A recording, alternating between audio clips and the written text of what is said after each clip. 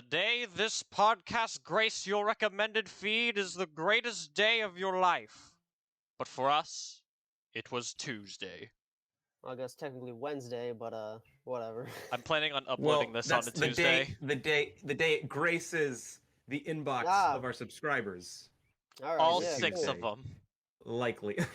Yeah. Well, welcome to It's Always Sunny in Hollywood. I'm Red. The M Bison before was Lugia, and the third person, introduce yourself. My name is Patrick. I have never played a single Street Fighter game. I think I've played a couple actually. Yeah. I've only played Street Fighter 2. Yeah. And Smash Bros. If that counts, because that's got Ryu and Ken. I think technically we've all played Street Fighter 2 because I've made you all play Street Fighter 2. You did? No, I played it on my own time. No, I don't remember. I made Patrick play Street Fighter 2 at my place when I got it Street Fighter 2 Turbo on my Wii U. I remember. Vaguely remember.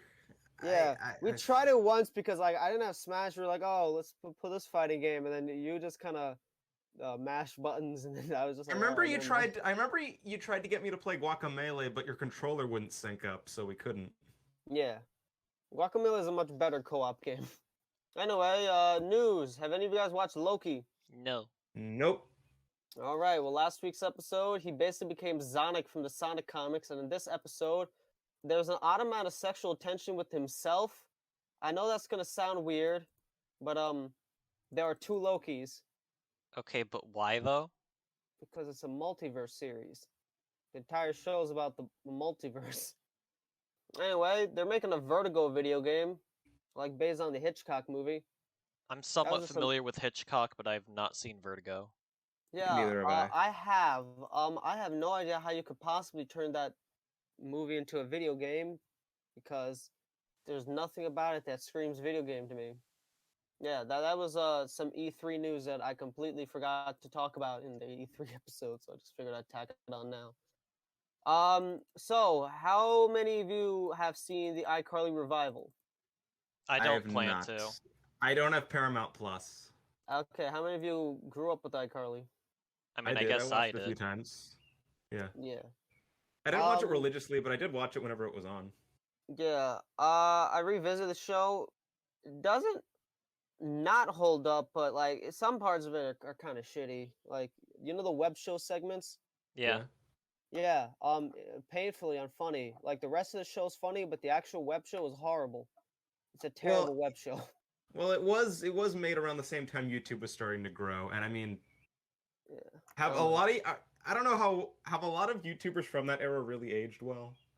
Yeah, Jax Films, Tomska, Rhett and Link. Well, you know what I mean, like the really old stuff. A lot of those YouTubers started like the year the site came out. There are plenty that have aged poorly, and some that are, criminals now. And some that were debatably never really that good to begin with. And some that are dead. Yeah. Anyway. Been around for a while. Yeah, so I have seen the revival. I would say pretty accurate to the original show, I'd say, humor-wise. Her roommate's a furry. Carly. She has a furry roommate. That's a crazy detail, huh? Wild. I have no comment. Actually, I want to talk about one thing in iCarly. So I decided to rewatch a bit of the show, and I came across this one episode where Sam, she started a sweatshop that utilizes child labor. What? And I'm like, what the fuck? Yeah, that that's what I said. I do not remember this. That was an episode. She made a company where they sell T-shirts, and she just got a bunch of like 6-year-olds and paid them $5 a day, and they all just worked inside this dingy basement. And I was like, I do not remember that episode. I remember the episode where a bunch of criminals trick Spencer into like making like a giant toilet sculpture, and they escape prison that way. Remember the episode where Carly builds a illegal nuclear generator with the terrorists on the FBI's most wanted list? No, but I do remember the episode where they go to Japan. How the hell do I not remember this? I rewatched that Japan episode yesterday, actually. Incredibly racist. And apparently they say a deeply offensive slur in Japanese there, because either the writers didn't realize it was a slur, or they thought it'd be funny to slip in a slur because the U.S. censors wouldn't realize it. Who knows? Anyway, I guess iCarly is a lot darker than I remember it being. I saw someone describe it recently as what if It's Always Sunny in Philadelphia was made for children, and also for some reason they tried to portray the main characters as good people even though they're not. Okay Anyway, then. back to the news. So we were talking about the iCarly revival. Well, we got the first trailer for the Johnny Test revival. People like Johnny Test. I mean, the first 2 seasons weren't terrible, and I'm sure the rest of the stuff isn't the worst thing ever. But I don't know. It's probably like Teen Titans Go level, and Teen Titans Go really isn't like the worst show ever. I don't know. I never really liked Johnny Test. Yeah. Based on the trailer though, it looks exactly like the original show, but with the better art style. So if you like Johnny Test, well, there's more of it. Here's some cooler news. They announced a new Scooby-Doo movie, and it is a crossover with Courage the Cowardly Dog. That makes sense. Yeah, Yeah. that's Actually, a that lot makes- more that tame makes- than what they've done before. That actually Yeah. makes a lot of sense, to the point that I'm surprised it didn't happen sooner. Yeah, same. Although I do want to say, I think the Scooby Gang is gonna get their shit rocked because every single thing that Courage faced in one episode is like significantly much more fucked up than anything Scooby's ever faced in his life. Shaggy, it's return the slab. Because in Courage, it's actual, like, apparitions and ghosts and stuff. In Scooby-Doo, it's people in costumes. Yeah. I mean, technically the movies, some of those were real. I think Zombie Island, I don't remember. Whatever. Well, for the most part. Yeah. They are making a Karen movie, and many people are upset because it's a blatant ripoff of Get Out, but you know, without a good script. I This feel like is that's news just trying to me. cash in on modern culture. Listen, I just think that with every successful, groundbreaking horror movie, there are a billion knockoffs, you know? Like how after Halloween happened, there were a fucking billion slasher movies, or after Saw, there's a billion things like that, or Paranormal Blair Witch, you know? Get Out's just the next one in the crop where everyone's trying to make their own version of Get Out, but they're not good. At least when the Scream came out, the knockoffs of Scream were actually like not terrible, and also most of them were written by the same dude. So, because like so far out of all the post Get Out horror movies, the only one people seem to like is Us, which you know was also directed by Jordan Peele. How many of you guys seen Us? I saw Us. I did not. How was it? I I haven't. thought it seen was good. I thought Get Out was better, but I did think Us was good. Yeah, that seems to be the general consensus. Anyway, Street Fighter. Street Fighter, yes. Why All don't right, you introduce Lugia. it? Yeah, Lugia, take it from here. Okay. So, I believe most people already know this, but this movie is notorious. I wouldn't say notorious. It's more like. Infamous. Yeah. It's a video game movie, and like Well, it most video is, game yes. movies, it's not good. It's not widely considered to be good. Depends on who you ask. This movie was directed by Stephen E. D'Souza, I believe that's how you pronounce his name. Yes, Stephen D. D'Souza. He is best known. He's better known as a writer than a director. You would recognize many of the movies he wrote. He wrote the film adaptation for Die Hard. He wrote Die Hard 2. What else did he direct? Yeah, this is basically his only directorial thing of note, but he's written, you know, stuff. He wrote the Flintstones movie and Commando and Judge Dredd. The bad Judge Dredd, not the good Judge Dredd. So mixed bag of a writer, but yeah. And this movie was also kind of mixed in terms of reviews. It did pretty well in the box office, though. It had a budget of 35 million, and at the box office, it made almost 100 million. Yeah, so pretty profitable. I guess last fun fact is this is the legendary Raul Julia's final performance. Raul Julia is probably best known for playing Gomez Adams in the Adam Family movies. I believe why he decided to do this as his last role, because he did know that he was dying, was because his children kids. were fans of the series, so he figured, you know what, why not? I want to do this for my kids. I want to be in something that they're sure to watch. Well, Yeah. I knew that he did it for his kids. I didn't know that he did it because he knew he was dying.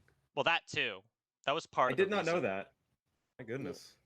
And you know, while we're talking about it, let's talk about the cast. So Raul Julia, that we just mentioned, he played M. Bison, the villain. Then you also got Jean-Claude Van Damme, who used to be a famous action star back when this came out. He played Guile.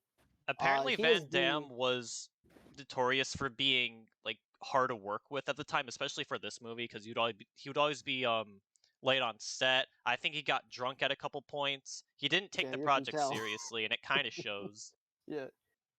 Famous musician Kylie Minogue played famous British musician Kylie Minogue played Cammy, and the only other real cast of note is the person who played Chun-Li, who is best known for playing Mulan, actually. So that's kind of cool. She voiced That was Mulan. a pleasant surprise. Yes. Was not Um, expecting that. I wouldn't say I really recognized anyone else in the movie. And do you want to get into the thoughts? Shouldn't we go over the plot? Briefly, there's not really much What of a plot plot? to begin with. Basically, Bison's Fair the point. evil Yeah. guy. So, Guile is a military man with big muscles. Ooh. Chun-Li is a reporter that wants revenge. Does she Basically, want it's a Street revenge? Fighter movie set in the middle of a war with heavy artillery and tanks and boats Yeah. and stuff, and basically throw everything you know about Street M. Fighter. I keep saying Resident Evil. I'm sorry. Yeah, M. Bison is the villain. He wants to build Bisonopolis or Eggman Land, some shit like that. Take over the world. Guile and Cammy are part of the military or like the UN or whatever. Guile is apparently American, even though he sounds like a drunk Frenchman. Well, that's because Jean-Claude Van Damme is Belgian. Yeah. So And basically, he M. was a Bison drunk Frenchman. he wants to create a super soldier, but he also wants to create a big mall, and so leave it up to good guys to stop him. He basically tries to create Captain America. Instead, he creates a Lightning Hulk. Ryu and Ken are also there. I don't know what their whole motivation All they do is just double cross everybody. Yeah. Ryu and Ken, honestly, for being the poster boys for the series, they do nothing. Yeah, like there's a third act breakup with them, and I'm like, their relationship was never established, so this doesn't really work. All we know is that they're friends. Yeah, I don't feel anything for them splitting up. I'm sorry. Quite frankly, I'm surprised. Like, if I was the writer of this movie came out in like '94, right? Yeah. Yeah. Just make a buddy cop movie. That's like the most popular action movie genre of the '90s. Like, just make Ryu and Ken a buddy cop. Chun-Li is, the badass woman that's also in a lot of buddy cop movies. Like, And I'm sorry, but why is a Street Fighter movie about war? Was that in the games? I mean, Maybe. Guile is a part of the military in the games. There is most of the time it's not even like street fighting. They're using like tanks and guns and stuff, and I'm like, well, to be fair, they don't even fight in the streets in Street Fighter. It's Yeah, more like a they tournament. Street Fighter is just like the name of a tournament. Yeah. So yeah, this movie is pretty dumb. But I will say this is it's fun dumb. It's a kind of dumb fun. This is like a good mindless movie, like a really good popcorn film. Yeah, I would say this is like it's like a shitty PG-13 Paul Verhoeven movie. Paul Verhoeven is probably best known for directing RoboCop, but he made some other pulpy type movies. But yeah, I'd say it's like a shitty Paul Verhoeven movie. I think of this movie as like a really dumb mix of Apocalypse Now and Resident Evil. I say Apocalypse Now because it's basically people on a boat trying to take down this evil guy in a temple. Well, don't forget Samurai Cop. Yeah, that too. But also Resident Evil because, I don't know, the laboratory kind of reminded me of Resident Evil. So, that's what I thought let's of. just I guess go through. So, visually, cinematography, technical stuff. I thought the costumes were pretty damn good.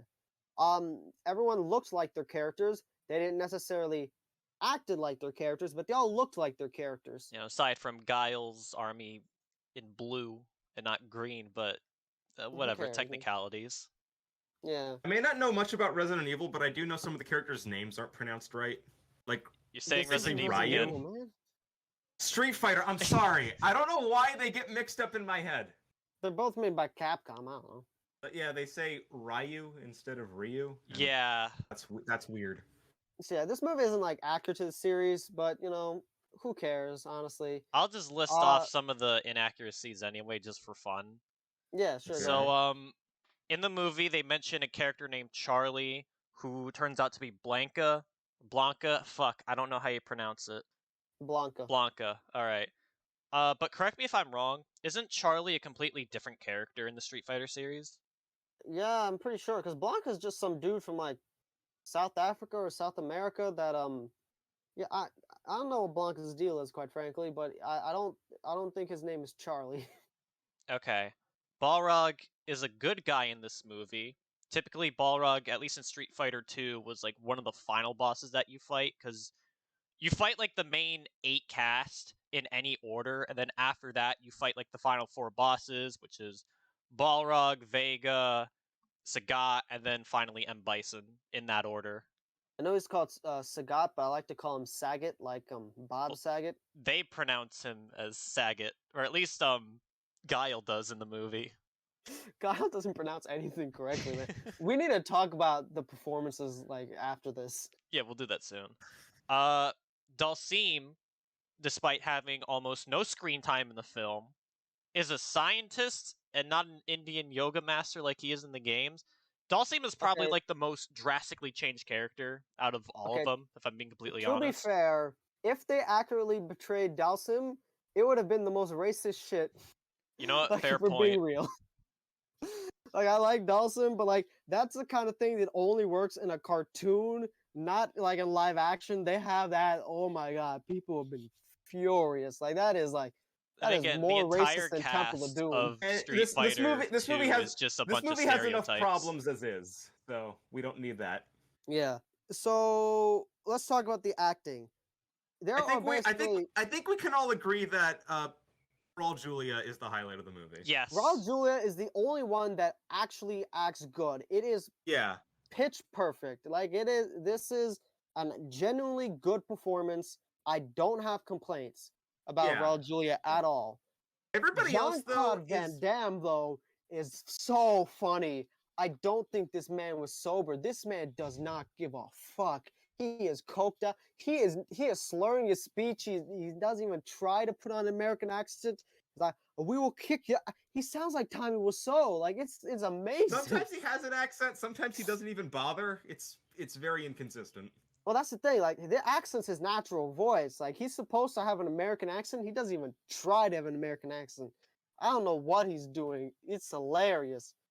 That's our theory. Tommy Wiseau is from Belgium, not Poland. That's our new theory that Tom was so from Belgium because Jean-Claude Van Damme sounds exactly like him in this. Yeah, everybody else though is kind of underdoing it. To be I don't honest. know. I think Ryu's actor did a fine enough job. Actually, I will give credit also to the guy who played Zangief. I thought he was good.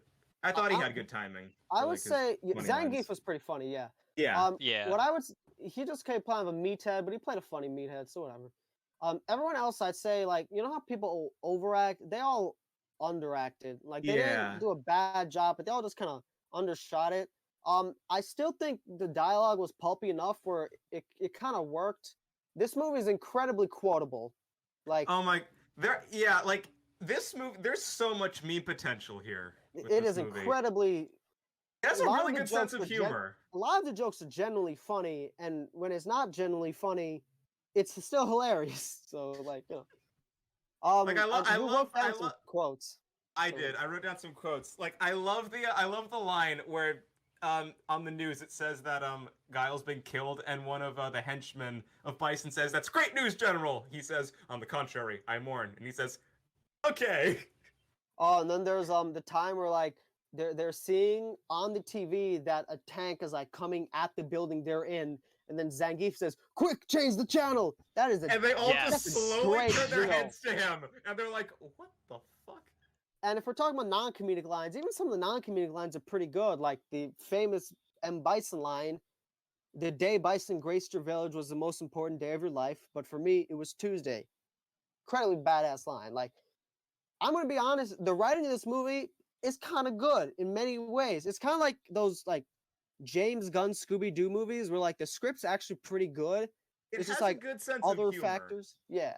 It's just like the plot itself isn't good. Yeah, but the jokes are pretty funny, intentional or otherwise. Yeah. Yes, like I'd say the dialogue's pretty good. Raul Julia has pretty good performance. And the action's actually pretty good, and like Yeah, visually, it's pretty good. it's not badly choreographed. Sometimes it's over the top, but I Yeah, think there were some pretty cool moments. Not all the yeah, characters do their famous moves though. You don't see a single Hadouken or a Shoryuken. I think you do see a Hurricane Kick from yeah. Ken or Ryu at I one also point. feel it was a missed opportunity to not use the music. I thought that because Guile was the main character, they were gonna have at the climax play Guile's theme because it's like just the most iconic track in the series, and they didn't. And I was like, oh, well, that's disappointing. Going back to the dialogue for a second, there was one line I can't get over because of how weird it is. It's at the end of the movie where one of the henchmen he realizes that I don't know one of the fighters is about to find him, and he says, "Oh man, I should have stayed at Microsoft." And I'm like, "What? What? I don't Microsoft. What?" Like that line is I so guess weird. Microsoft in 1994 was a completely different time. Well, this was before the Xbox, so I'm like, what? I mean, yeah, but this is when like Windows was the ruler I of the know, but world. like that made no sense. I'm like, Yeah. what? I guess Windows is just like working at Microsoft is just like a stable job. He didn't have to work for a bunch of terrorists. He could have just had like a decent living working at Microsoft. God, so many good lines. Colonel, are you all right? I'm okay, just Okay, half dead. just And half dead. Bison, And Bison, all dead. all dead. I love the close up on his face when he says all dead. That is the greatest close up shot that's ever been used and ever will be used. Yeah, I guess my thesis statement on the movie is that this is essential 90s cinema. This feels incredibly representative of the 90s. It's one of the most 90s movies I've seen. This is a movie that could only be made in 1994 and no other year. It's funny how you said the same thing about Resident Evil for the 2000s. Yeah, who knows? Maybe video game movies are just perfect time capsules of their times. Who knows? I feel Detective Maybe. Pikachu and like that's a movie that would never have been made in the 2000s. That's a very 2010 movie. I don't know. This reminds me of kind of like the Ninja Turtles movie. Like I wouldn't say it's as good as the Ninja Turtles movie, but like if you like that, you'd probably like this movie. Actually, I do have a question though. What was with the quiz show announcer during the ending credits? I have no idea. Because like during the end credits, they're asking, "All right, and for our first question, what is the difference between like, I don't know, like, how do you know if you've been equipped in a good organization or a bad organization? We'll give you 5 seconds." Because I watched this movie again last night, and I like when the credits Like, came off, I was gonna close the whoa, movie, but then I heard a voice, the announcer, and I'm like, "Wait, what?" that's So weird. there's for some reason there's a game show announcer asking the audience questions during the credits. Is All that right. in the games? No. No. Anyway, What? I have no idea what that was about. well, overall, how would you, I guess, rate the movie? This is definitely a recommendation on my part. Yes. And I'd say I put it right above Resident Evil. I think it's a better. I enjoyed it more than Resident Evil, slightly. I'd still probably give it like a 5 out of 10 though. I'd say this is like a good movie if you just want like a really dumb, really mindless action film. Out of the so bad as good movies, I think this is the one I've enjoyed the most so far. Maybe. Wait, no. After the Room, second best. Second best, so bad is good. Let's say. I would give this like a 6.5 out of 10. I do agree with you guys though that I would watch this again just because of the dumb action and the funny lines.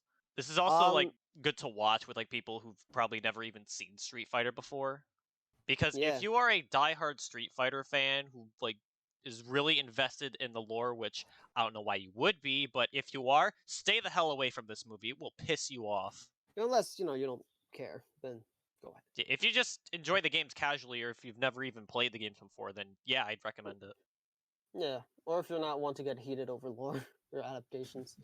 So yeah, if you like this movie, some other movies you can check out is the original Mortal Kombat, RoboCop, and They Live, because like I said, this kind of feels like a B grade Paul Verhoeven or John Carpenter movie. If you want a good kung fu movie, check out anything from Jackie Chan. Some more cheesy pulp stuff. Batman Forever, Ninja Turtles are pretty good choices. Also, Total Recall, Blade, Last Action Hero, Judge Dredd, all kind of give me those vibes. Anyway, before we continue, I did want to briefly ask Patrick this. Since you weren't here last week, what did you think of Apocalypse Now? Okay, so here's the thing with Apocalypse Now. I didn't have time to watch Hearts of Darkness. That's fine. Um, Yeah. Apocalypse Now. From what I did, I did like what I did see, but I kind of fell asleep around the midway point Ah, because it so did was you miss I the had ending? yeah, I kind of missed. I made it up to the point where like they get to the temple. But Ah, That is it kind was a of late it near was a the late end. night. It was yeah, a late night, and I had a you long missed the day. best part. Damn. Oh Yeah, well. I'm sorry, but I did like what I did see of it. It Yeah, was a little hard to hear the audio in the beginning. I actually had to turn the subtitles on, but other than that, I thought it was good. yeah. I would recommend you watch it in full one day because it is kind of one of those essential movies you gotta see before you die type things. You know, I'd it's actually recommend Hearts of Darkness more. yeah. Hmm. But you kind of do need to see the movie to Fair understand enough. Hearts of Darkness too. My dad likes to refer to Apocalypse Now as basically a movie about the world's most dangerous boat ride. Yep. It's basically what it is. Basically. Yeah. Well, anyway, I believe your it's turn to Patrick's recommend. turn. Yeah, it's my Yes. turn. Okay, guys. Before I tell you what my recommendation is, I need to ask you a question. Yeah. Have either of you, has a movie ever made you sick? And I don't mean like figuratively, I mean literally. Has a movie ever made you throw up? No, but when No. I saw Ready Player One, I got a really bad headache because like the 3D was nauseating. Okay, do either of you get motion sick? Not really. Can't really Rugia? say from experience. All right, Okay, what you're psychological torture are you putting us through? okay. It's not a Uh, horror you're movie. If that's you're it's putting us not a through horror movie. physical bodily harm. It's like, all right, so like just Okay, the reason I ask is because apparently there some people who saw this movie in theaters got sick.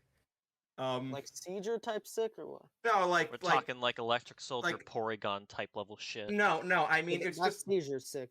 no, not seizure sick. I mean like not like motion sickness. Some people got motion sick from the way it was shot. What is it? And Hardcore Henry? no, here's the thing. If either of you said that you were motion sick or anything like that, then I would have chose something else. But since you guys are perfectly fine, I mean, I did see this movie in theaters and I was perfectly fine. But okay, I can confirm we're going to go ahead with it. My recommendation for next week is Robert Zemeckis' The Walk. Ah, I have not seen that movie, but I'm a big fan of Robert Zemeckis. I saw that movie in theaters. It was a spectacle. Oh, I've it was. never I saw it. seen I this. saw it. I saw it in IMAX 3D. That's A cool. spectacle. Our first Robert Zemeckis movie. Zemeckis made two of my favorite movies of all times, and also other stuff. Um, yeah. If you guys don't know who Robert Zemeckis is, he is the famous director of Back to the Future trilogy, Who Framed yeah, he Roger directed Rabbit, Back to the Future Forrest Gump, trilogy, Who Framed Roger Castaway, Rabbit, Forrest Gump, and The Castaway. Polar Iconic Express. director. He is one of those. He's up there with Spielberg as one of those like iconic from the 80s and 90s. And he also made a bunch of these weird CGI abominations like Beowulf and Polar Express and Polar Christmas Express is Carol. good. Polar Express never bothered me, if I'm perfectly. Polar Out of Express Looking his never back, out of bothered his me. CGI movies, I'd say Christmas Carol's his best one. Honestly, I think the rest kind of aged poorly. yeah, looking I don't know. back, Polar Express is not as great as I thought. I still I'm like not it to gonna. an Honestly, his I'm extent, mothers. but not gonna deny Polar Express has problems, but yeah. we'll probably talk about it come Christmas time. Anyway, The Walk Imagine. is based on a true story, Based so on a this is true gonna be story. our. How many biography movies have we watched so far? The Biopic. Disaster Artist. Yeah, so I this is guess our Hearts of Darkness second. also counts. That's a Well, documentary. That is yeah, not it's a documentary. All uh, right, Lugia, close us out. Shit. Quick, What do change I? the channel.